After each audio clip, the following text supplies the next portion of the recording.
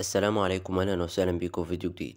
في الفيديو ده هتكلم عن هاتف ريدمي نوت 11 برو اللي بيجي بشاشة أموليد بحجم 6.67 بوصة بجودة فول اتش دي بلس ودقة 1080 في 2400 بكسل مع كثافة بكسلات 395 بكسل لكل بوصة مع أبعاد عرض 2:9 ومعدل تحديث 120 هرتز. والشاشة بتدعم ال HDR 10 بلس وعليها طبقة حماية من نوع كورنينج جوريلا جلاس 5.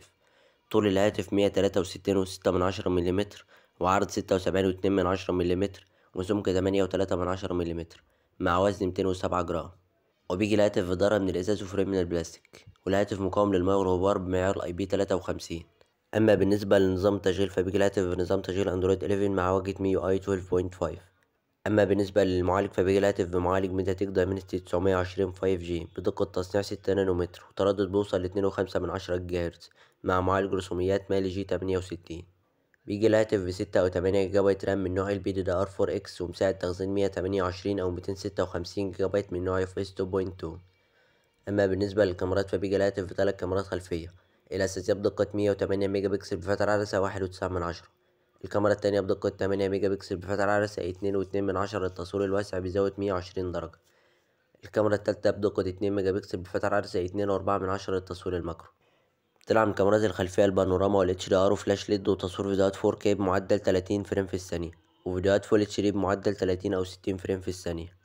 أما بالنسبة للكاميرا الأمامية فبتجي بدقة 16 ميجا بكسل بفتح عدسة 2.4. بتدعم تصوير فيديوهات فول اتش دي بمعدل 30 فريم في الثانية. بيجي الهاتف بسماعتين الستيريو وبيدعم مدخل السماعات الخارجية 3.5 مليمتر. بيدعم الهاتف الواي فاي 6 وبلوتوث 5.2 والجي بي اس والان اف سي والاي ار بلاستر والبصمة بتيجي على زرار الباور. أما بالنسبة للبطارية فبيجي الهاتف ببطارية بسعة 5160 ملي أمبير. بتدعم الشحن السريع بقوة 67 واط. بيجي الهاتف بأربع ألوان، الأسود والأخضر والبنفسجي والأزرق. أما بالنسبة للسعر فسعر هاتف ريدمي نوت 11 برو النسخة 6 جيجا بايت رام مع 128 جيجا بايت بسعر 250 دولار. أما النسخة 8 جيجا بايت رام مع 128 جيجا بايت بسعر 300 دولار. أما نسخة 8 جيجا بايت رام مع 256 جيجا بايت بسعر 330 دولار. ودي كانت كل مواصفات هاتف شاومي ريدمي نوت 11 برو. لو عجبكم الفيديو ادعموني باللايك واشتركوا في القناة وفعلوا زر الجرس، والسلام عليكم ورحمة الله وبركاته.